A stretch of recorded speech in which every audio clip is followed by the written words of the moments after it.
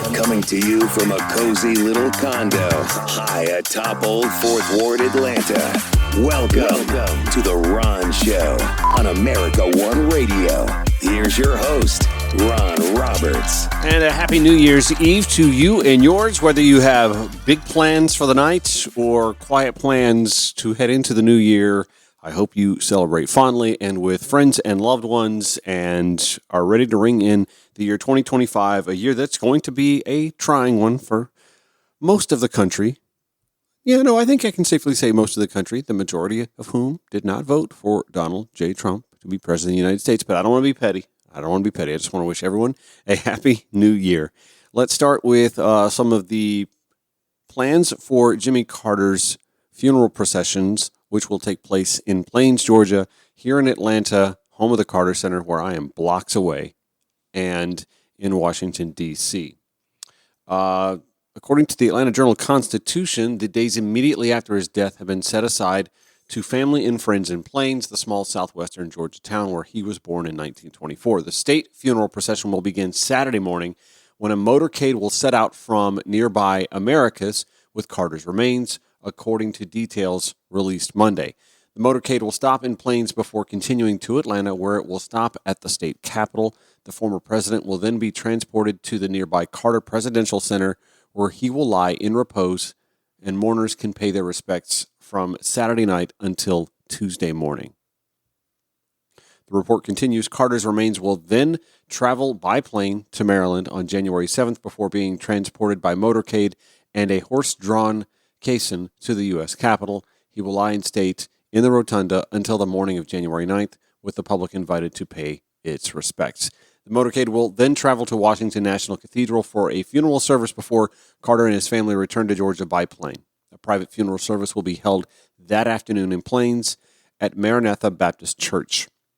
That church, of course, famously where President Carter taught Sunday school for many years. The report continues. The motorcade will then travel to the Carter family residence, where the former president will be buried in a private ceremony after a U.S. Navy flyover. He will lie adjacent to his wife, Rosalind, who passed away a little more than a year ago. So there we have it.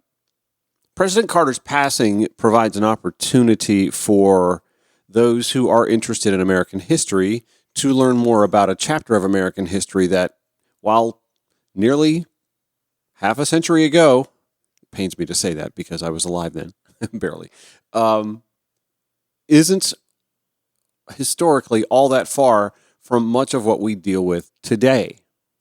We spoke yesterday with executive director from the Georgia Windlist, Melita Easters, who was a reporter at the time, and also author and historian, sociology professor Mal Hyman, about the lasting impacts and legacy of the Carter presidency, also his governorship here in the state of Georgia, where we can still see his lasting impact felt throughout the state as well. I do have that show available via podcast now, or you can listen at ronshowatl.com.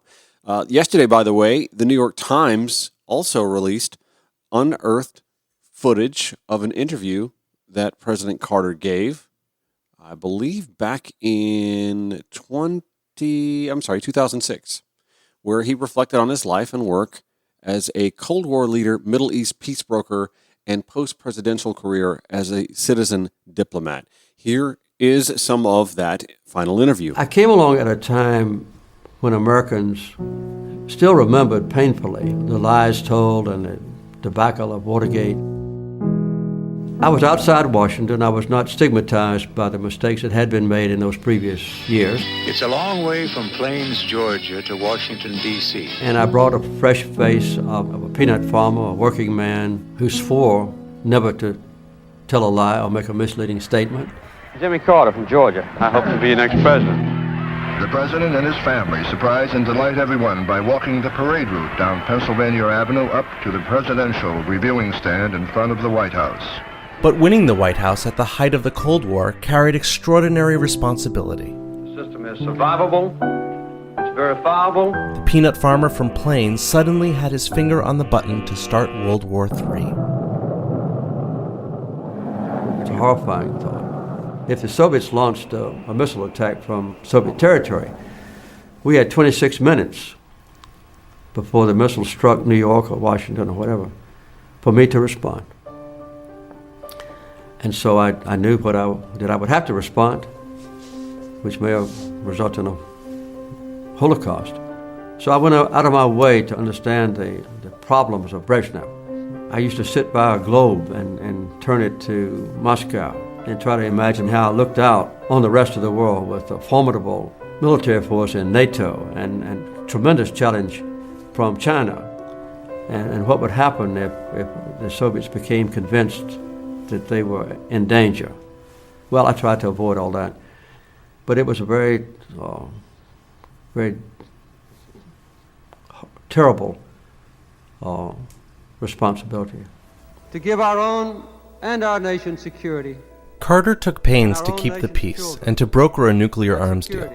But when the Soviets invaded Afghanistan in 1979, he rolled out a covert mission to arm Afghan resistance fighters and announced a boycott of the 1980 Olympic Games in Moscow. With Soviet invading forces in Afghanistan, neither the American people nor I will support sending an Olympic team to Moscow.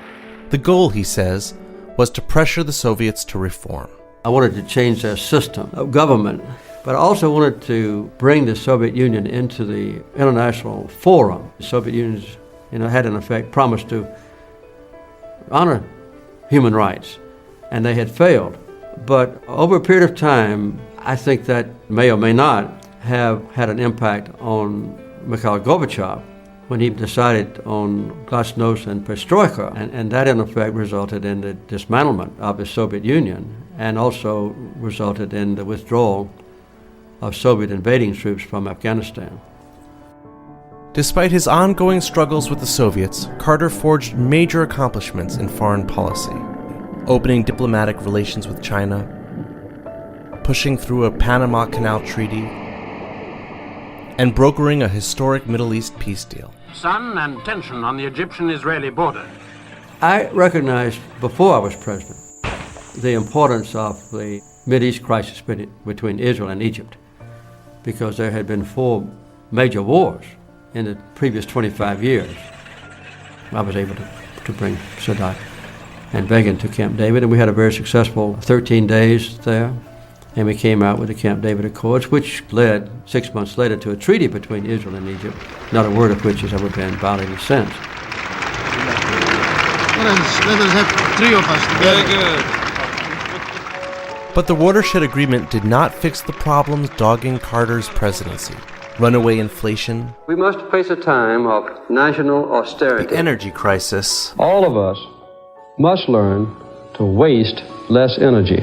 and a management style that Americans found pessimistic and uninspiring. It is a crisis of confidence. In other words, it was Jimmy Carter's vow to never lie to the American people that may have been his undoing, because he was truthful to a fault when it came to austerity to deal with inflation and our energy crisis back then as well. The final blow for Carter's re-election came in November 1979. Good evening. The U.S. Embassy in Tehran has been invaded and occupied by Iranian students. More than 50 Americans were taken hostage in Iran and held for 444 days until the final hours of Carter's presidency. We had adequate warning that there was a threat to our embassy, and we could have done what other embassies did, either strengthen our security there or remove our personnel. Polls predicted a close race, but in the end, Carter won in just 5 states and Washington, D.C. And this country is almost solidly in the Reagan colors tonight. After leaving the White House, Jimmy Carter reinvented himself and redefined the role of a former president, finding his new purpose and esteem as a freelance statesman. Hemos llegado como amigos. Carter says even political rivals asked for his diplomatic help. Ronald Reagan didn't take an active interest in the Mideast. He disavowed many of the things that I had done. And to my surprise, he called me on the phone and asked if I would help draft a speech that he wanted to deliver on the subject. And I responded eagerly. So he sent his national security advisor, or his speechwriter, I can't remember which, down to my home. And in the front room of my house, we drafted the portion of his speech delivered in 1982 on the Middle East. With respect to the Arab-Israeli conflict, we've embraced the Camp David framework as the only way to proceed. When George Bush Sr. came into the White House, they were interested in Latin America. They specifically asked me to get involved in holding an election that replaced the Sandinistas peacefully instead of by war. It ended the war. The Contra problem for Nicaragua will be solved by an honest election. Carter's diplomatic skills really got put to the test in 1994, when tensions between President Clinton and Kim Il-sung over North Korea's nuclear program put the two countries on a collision course. Kim Il-sung was giving me constant requests that I come to Pyongyang and help him resolve the impasse. I wrote President Clinton a letter and said, I have decided to go to North Korea. Al Gore, the vice president, was in the White House, and he intercepted my letter. And he said, Mr. President, if you'll change your letter to say, I'm strongly inclined to go to North Korea, instead of I'm going to North Korea, I'll try to get President Clinton to agree, to approve. Carter finally got the green light from the White House, or so he thought. They didn't think I had any chance to succeed. Good morning. I succeeded. Key for Carter was having CNN camera crews broadcasting the historic negotiations. I'm a nuclear engineer by training. I knew the intricacies of their nuclear power plant. I talked to their nuclear specialist and also directed to Kim Il-sung, and he and I agreed that he would not proceed with his nuclear program. My proposal was that there would be an immediate assurance that the IAEA inspectors would stay on site. When I got back to Seoul, though, I was told by the White House that they were dissatisfied. Al Gore was on the speakerphone. I said, I want to come to Washington and explain what I've done. And he told me, Mr. President, you're not wanted in Washington. Wow. Our suggestion is you go directly back to Plains. Wow. Well, I was angry. Yeah. Mildly. I thought I had prevented a war. I thought I had worked out a satisfactory agreement for the future.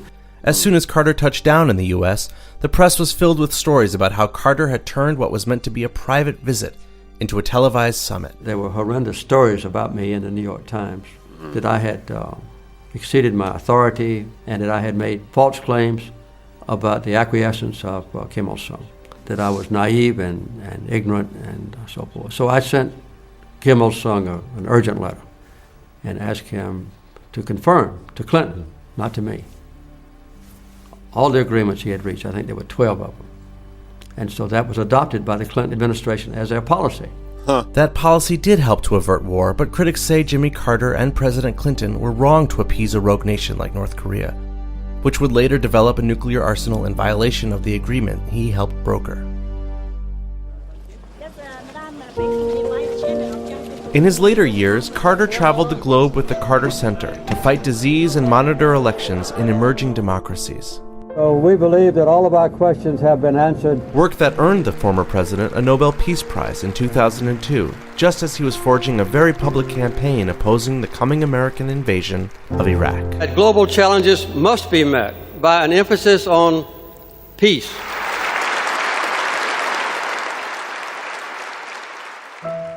When we sat down with President Carter in 2006, he laid out his vision for America's role in the future and his concerns about missteps in the post-9/11 world.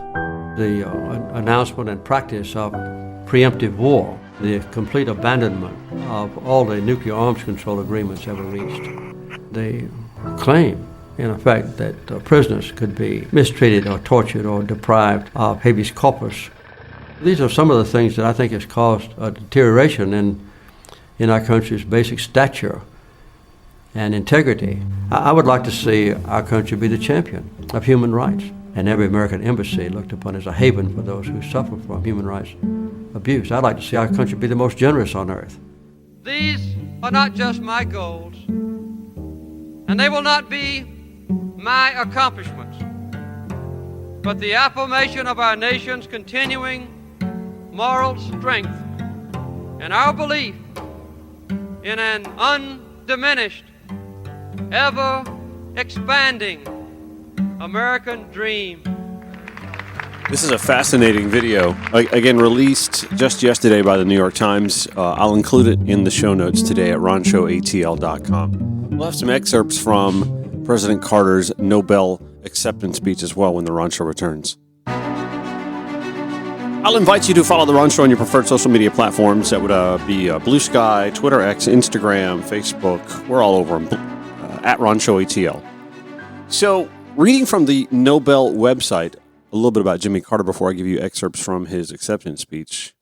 Some notable things here. Let me read. While the President of the United States, George W. Bush, was planning war on Iraq in the autumn of 2002, former President Jimmy Carter was awarded the Peace Prize for undertaking peace negotiations, campaigning for human rights, and working for social welfare. According to the chairman of the Nobel Committee, Carter ought to have been awarded the prize as early as in 1978, when he successfully mediated a peace agreement between Egypt and Israel. Let's skip ahead a little bit from some biography there. The high point of his presidential term was the peace agreement between Egypt and Israel. Thereafter, he experienced several setbacks in his foreign policy, such as the conflict with Iran after the fall of the Shah and a new Cold War with the Soviet Union after that country's invasion of Afghanistan in December 1979. In the following year, Carter lost the presidential election to Ronald Reagan. As ex-president, Carter conducted an active peace and mediation campaign which sometimes seemed to run counter to official U.S. policy. See, this is where the history buff in me will tell you that our issues with Iran didn't begin with the fall of the Shah. They actually began in the 1950s with our meddling in Iran's domestic political affairs. Then we deposed the Shah in coordination with the Brits because the Shah at the time wanted to nationalize their oil industry, and, well, we like oil, and we didn't want that to happen. But it did become a problem for President Carter to deal with under his administration, and unfortunately, it wound up being the tipping point, the undoing of his presidency. His deciding to not participate in the 1980 Moscow Olympics, and of course the subsequent Soviet decision not to participate in the 1984 games after his presidency, did reinvigorate a Cold War that, again, did not begin under Carter's watch, but had to be addressed while Carter was president. Notable in the Nobel notes there was how Carter conducted, quote, an active peace and mediation campaign which sometimes seemed to run counter to official U.S. policy. Good for him, I say sometimes. Let's listen to some of the excerpts from his acceptance speech back in 2002. At the beginning of this millennium, I was asked to discuss here in Oslo the greatest challenges that the world faces. Among all the possible choices, I decided that the most serious and universal problem is a growing chasm between the richest and poorest people on earth. It's interesting to note that citizens of the 10 wealthiest countries are now 75 times richer than those who live in the 10 poorest ones. And the separation is increasing every year, not only between nations, but within them. The results of this disparity are the root causes of most of the world's unresolved problems, including starvation, illiteracy, environmental degradation, violent conflict, and unnecessary illnesses that range from guinea worm to HIV and AIDS. Most work of the Carter Center is in remote villages in the poorest nations in Africa. And there I have witnessed the capacity of destitute people to persevere under heartbreaking conditions. I have come to admire their judgment and wisdom, their courage and faith, and their awesome accomplishments when given a chance to use their innate abilities. But tragically, in the industrialized world, there's a terrible absence of understanding or concern about those who are enduring lives of despair and hopelessness. We have not yet made the commitment to share with others an appreciable part of our excessive wealth. This is a necessary and potentially rewarding burden that we should all be willing to assume. Ladies and gentlemen, war may sometimes be a necessary evil, but no matter how necessary, it is always evil, never a good. We will not learn how to live together in peace by killing each other's children. The bond of our common humanity is stronger than the divisiveness of our fears and prejudices. God gives us a capacity for choice. We can choose to alleviate suffering. We can choose to work together for peace. We can make these changes, and we must. Thank you. President Carter, in that speech, also delivered this poignant line: "I am not here as a public official, but as a citizen of a troubled world who finds hope in a growing consensus that the generally accepted goals of society are peace, freedom, human rights, environmental quality, the alleviation of suffering, and the rule of law." This is The Ron Show on America One Radio. Turning the page a little bit, David Siders, politics editor at Politico, filing this piece that I thought would be pretty interesting to sort of begin focusing on what lies ahead in the year 2025 and in subsequent years with the Trump presidency about to be ushered in a matter of 3 weeks. The headline: "The ground is shifting in American politics. Here's what I saw on the trail." The subheadline here is that politics editor David Siders has been traveling the country to chronicle how American politics is shifting from the ground up. Here's what some of the people he visited are thinking heading into 2025. David writes, "The battle to redefine America's political parties is underway. Far from Washington." David Siders reports from the road. "Over the last 2 years," he writes, "as I reported this series we named Road Trip, I found that nearly everyone I met, local party leaders, elected officials, and voters, Democrats or Republicans or independents, was in a dreary mood. As the election neared, their outlook darkened," he writes. "They were fearful about a 50-50 election and what, if their side lost, was coming next. Now that we know what's coming," David writes, "I went back to some of them to figure out how they were feeling after the election and heading into a new year. Yes, public sentiment has shifted following Donald Trump's victory. Republicans are suddenly feeling better about the economy and elections," right? "Democrats, unsurprisingly, are in the dumps. But members of both parties are still deeply apprehensive about what's just over the horizon." David Siders writes, "For Republicans, it's the fear that Democrats or rhinos will subvert Trump's agenda, or that there will be excesses and the GOP will pay a price in the midterm in 2026.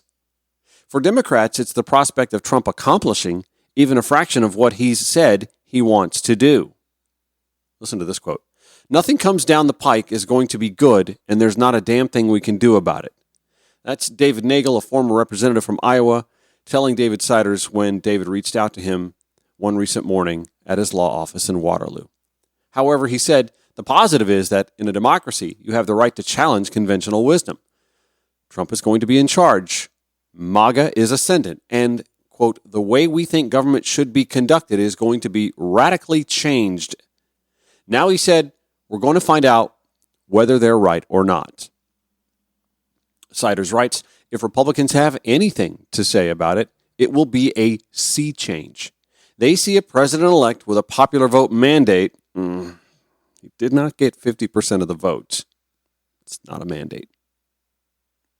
And with one term under his belt, a more sophisticated approach to bending Washington to his will.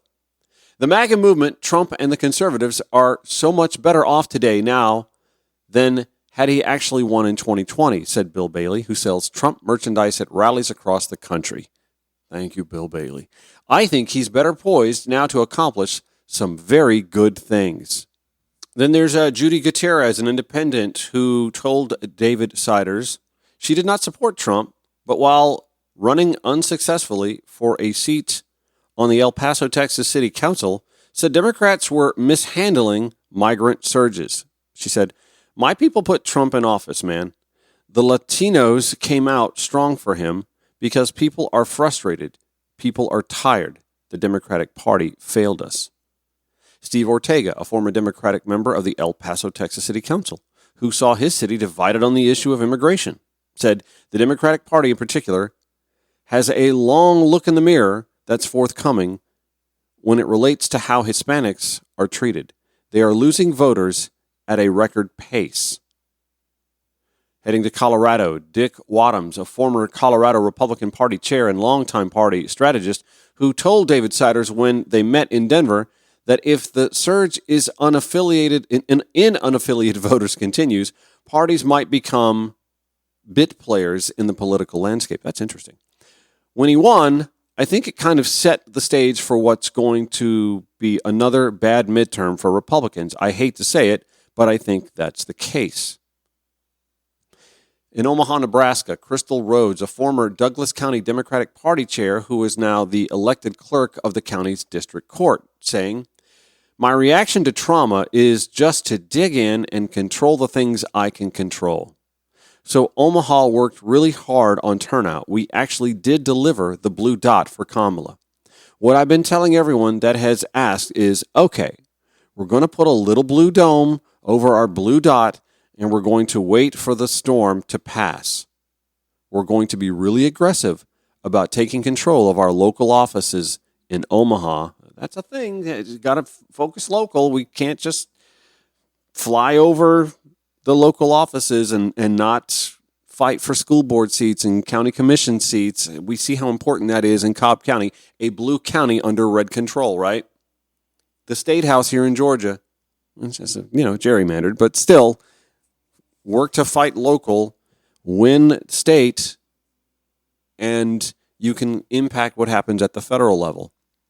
Gerrymandering has a lot to do with the way the House is so sharply and nearly evenly divided, despite the fact that in overwhelming margins in most presidential cycles, Democrats win more votes.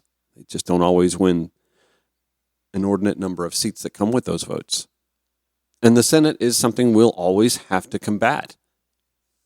I mean, what happens when Trump makes Canada the 51st state? Do they get Senate seats? Because we've seen a Republican Party fighting Puerto Rican statehood and D.C. statehood for so long because of their fear of 4 more blue votes coming into the Senate. But do you think that those votes in Canada are not going to be blue? Anyway, getting back to the thoughts of Crystal Rhodes here from Omaha, talking about winning those local offices in Omaha. She says, so that there's a safe haven between Chicago and Denver. And we're going to do everything we can to protect the folks who are here until the sun starts shining again. It's the only thing we can do. It's our best defense.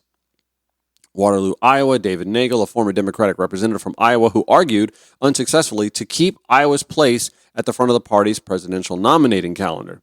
Nothing coming down the pike is going to be good, and there's not a damn thing we can do about it. Conventional wisdom, the way we think government should be conducted, is going to be radically changed, and then we're going to find out whether they're right or not. We think it'll be a disaster, of course, but democracy puts the challenge right in front of you. Siders going to Las Vegas, Nevada, speaking with Danielle Gallant, a Republican state assembly member from Henderson, who told David when they met there that Republicans, quote, need to start engaging people back in the process. The left was very successful, she says, the last 4 years bringing a negative connotation to MAGA. I mean, that's kind of under their control. Anyway, saying, and I think they lost the battle the day that Elon Musk came out in support of Trump, because now all of a sudden it just became punk rock to be Republican. I don't understand that. Columbia, South Carolina. Marcurius Byrd, a Democratic strategist who founded the Young Democrats of the Central Midlands and who, when David Siders met him, said he was, quote, effing glad that Joe Biden was running for re-election. Interesting.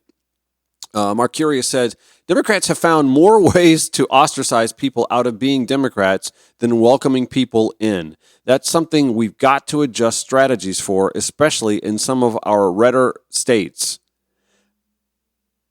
I was prepared, but I am a Democrat who actually has Republican friends. Well, he lives in South Carolina. He's got to have Republican friends if he wants to have friends. San Francisco, California, Mary Carter, a progressive activist who David Siders met at a meet and greet for Representative Barbara Lee in California's Orange County. Mary says, I want to be able to listen to people that voted another way, even though I find that very difficult. I would really like to know because I don't associate with anyone who voted the other way, so I need to listen, and I'm trying to listen carefully to people. In Ripon, Wisconsin, David Siders, having met Timothy Baltleckner, a Republican Party leader in Wisconsin, who told David when they met there that he worried about a, quote, moral identity crisis for the Republican Party. There is that. Although, anyway, I have thoughts on that. The overarching picture of right versus left and liberal versus conservative, super excited about that. But he's gained so much support from different groups of people, he's speaking of Trump, he no longer needs the conservative Christians to do what he needs to do. So they've been thrown under the bus. Yes, this guy kind of gets it. He's got the RFK, and he's got the Tulsi Gabbard, and Elon Musk, and Joe Rogan, and that whole kind of independent individual has become full steam to allow him to say, I no longer need to cater to a big part of my base, and I happen to be in that portion. So that breaks my heart. Timothy, straddle in, buddy. Phoenix, Arizona, Mac Rojo, a retired sheriff's detective who told David Siders when they met at an Arizona Republican Party convention in Phoenix that Republicans shouldn't moderate their politics. Mac said, Trump will be a good start, but you've got the rhinos that are trying to subvert him and go against him. You ever notice how with MAGAs, everyone's against them? It's all a conspiracy. Everyone, establishment Republicans, Democrats, progressive, everyone, the media, everyone's against them. They refuse to accept anything that comes from outside of their little MAGA bubble, whether it's fact or not. It's all a conspiracy. It's them against the world. Sally Kaiser, who with her husband Carl started a Tea Party group in Arizona's Yuma County, saying, I just don't think the Democrats are through giving him a hard time. Because Republicans never give Democrats a hard time. Obama, you lie. Birtherism. There's just no self-awareness with this crowd. Anyway, I just don't think the Democrats are through giving him a hard time. If he would just stop committing crimes, maybe, and doing impeachable things, maybe, they wouldn't have to give him such a hard time. Anyway, she says, I don't think the Democrats are through giving him a hard time, and I think that'll go on for the next 4 years. Who knows what the Democrats will try to do? It's scary. So I pray for him all the time that he is safe. I believe it was a Trump voter's son who shot at him in Butler, Pennsylvania, but I digress. Let's see, where are we now? Concord, New Hampshire. Arnie Arneson, a liberal radio host, hey Arnie, and former New Hampshire state legislator who told David Siders the problem with government in New Hampshire involved the decline of local media, political literacy, yes, and civic engagement. Arnie be spitting. I'm going to get Arnie on this show. He says, nobody has courage anymore. I feel like people have been broken by Donald Trump, and I'm angry. I want them to find their spine. Yes. I'll share the excerpts from this road trip that David took and chronicled in Politico in the show notes at ronshowatl.com. All right, got to take a quick break, and I'll come right back. Thank you for listening, whether it's on the American One Radio app, AmericanOneRadio.com, Progressive Voices via TuneIn, or if you found the show via podcast, thank you so much. Again, we always provide the show notes at ronshowatl.com. Back after this. Final few moments of Tuesday's Ron Show, the last Ron Show of the year 2024. I will, by the way, be taking tomorrow off. Not because I'm staying up late or anything like that. No, I doubt I'm not even sure I'll be up to watch the ball drop on Times Square or Ryan Seacrest toss confetti or whatever they do at CNN anymore. The whole Anderson Cooper and what's this guy? The guy's name from Bravo. I'm not doing that anymore. Watching CNN anchors swill cocktails or drop shots. It's just not my. I don't know what I'll be doing, but it won't be much of that. No, I just decided, tomorrow's an opportunity to kind of take one last day off and then charge into the year 2025 with a full head of steam. And with guests line up. Again, Arnie Armanson, is that his name? New Hampshire liberal radio host. Yeah. There's going to be an effort, by the way, to sort of coalesce what you hear on this show with folks who are doing similar shows throughout the country to speak amongst each other in a little bit of a network. I mentioned this, right? That there are a lot of liberal and progressive influencers who are collaborating to sort of work together, to band together, so that we can have these fruitful conversations, a little bit like, not unlike what Blue Sky is doing. If you haven't navigated your Twitter X over to Blue Sky, as I have, Ron Show ATL, by the way, you can find me there, then you'll be delighted to find that Blue Sky has sort of become a haven for, it seems, mostly liberal and progressive thought. Not that I think Blue Sky is out there taking away platforms, accounts for those who are contrary to that. They're setting it up so that you can block that stuff if you don't want to get trolled by somebody who just isn't willing to engage in civil dialogue.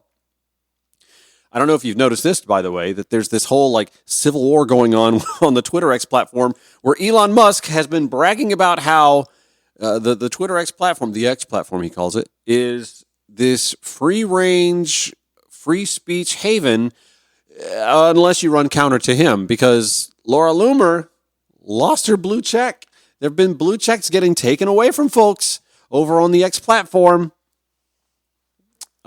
Anyway, yeah, Chorus it's called, and at wearechorus.com you can see where Brian Tyler Cohen has given the welcome message. Hey, if you'd like to participate, if you'd like to be a part of this, sign up below, yada, yada, yada. And Lee McGowan, Politics Girl, you may recognize her from Twitter or on CNN. She's on occasionally with Abby Phillip Newsnight on CNN. She and other social media influencers, along with Brian Tyler Cohen, are sort of coalescing to help get other folks who do like a show like this to coalesce and to share guest spots and have conversations, fruitful conversations. I've done this now for a little more than 2 years, and the contacts that I have, I love them dearly. Melita Easters, Mal Hyman, both on yesterday. Andrew Heaton from Sagamore Hill. George Cheedy comes to mind. Jay Bookman at the Georgia Recorder. Fantastic, go-to, reliable, insightful guests. Going to continue to engage and have them on. Marilyn Marks with the Coalition for Good Governance. She and I were talking yesterday, actually. She is a wonderful resource. Local and regional activists, going to continue to have them on the show when necessary. But I think it's also good to have others at a more regional and domestic level to coalesce. This is what the right has been doing for nearly 5 decades, coalescing messaging and staying on messaging. And the good news is, liberals, progressives, we have facts, math, data, science, logic, reality on our side. We don't have to concoct narratives and hand out the messaging. We just stay on messaging and unified so that that messaging penetrates a country that is not only divided but distracted. I want to spend the last 5 minutes or so reflecting on the incoming presidency of Donald Trump and the passing of Jimmy Carter, because as much as it might churn our stomachs to say this, there are some similarities to Jimmy Carter and Donald Trump that, to me, don't go unnoticed. Both were outsiders before becoming president, right? Both faced criticisms and pushback from within their own party, which would be their undoing, when you think about it, when they ran for re-election. Now, Jimmy Carter opted not to re-enter the fray in 1984. No, that would be Dukakis, Governor Dukakis. But what Jimmy Carter instead chose to do, and this is where the similarities between he and Donald Trump go away. This is where they diverge. First of all, Jimmy Carter didn't participate in the sort of activities that would land him in courtrooms for various reasons, as Donald Trump did. And not just prior to losing the election in 2020, but long before, as we see headlines of E. Jean Carroll and her lawsuits and the results of those lawsuits maintaining. No, Jimmy Carter, unlike Donald Trump, decided to do for others. Because Jimmy Carter was every bit the Southern Baptist Christian that I remember thinking I needed to be growing up in that Baptist church outside Grovetown, Georgia, as Jimmy Carter did growing up and attending and then offering Sunday school services at Maranatha Baptist Church in Plains, Georgia. It's why, despite the fact that I am an atheist, agnostic, whatever you want to call it, I have a particular repulsion for Donald Trump and for a Republican Party that tries to cater to Southern evangelical voters while not really working to do what the church teaches, what Jesus taught and spoke of. Jimmy Carter walked that walk after leaving office, while in office, before being in office. Donald Trump gets surrounded by religious leaders and prayed for and doted on. He sells Did Jimmy Carter ever sell autographed Bibles? No. Jimmy Carter just read the book often and lived a life worthy of what Jesus espoused. Donald Trump has yet to ever do so. Jimmy Carter's nonprofit foundation eradicated viruses in third world countries, monitored elections throughout the world, probably should have here, built homes for the unhoused. Donald Trump's nonprofit foundations had to be shut down, stealing from children's cancer charities, defrauding folks out of tuition money for a sham university. So yeah, Jimmy Carter and Donald Trump were both similar politically as outsiders wandering into Washington to fight the good fight, so to speak, for the common man, so to speak. They didn't have the full support of their political parties either, because they were outsiders agitating DC norms. But that's about where the similarities end between Jimmy Carter and Donald Trump. And I just wonder, when will the evangelical Christian in this country realize just how duped they've been? This is a moment, the passing of Jimmy Carter, to reflect on the life he lived, the man he was as president and afterwards, and to maybe learn something from it? I don't know. We shall see. That's going to do it for today's Ron Show and for the year 2024. Happy New Year to you and yours. Please celebrate safely and cautiously, and we will see you next year. I'm not the first to say it. Come on, don't grimace. Show notes at RonShowATL.com. Have a great day. We'll see you next year.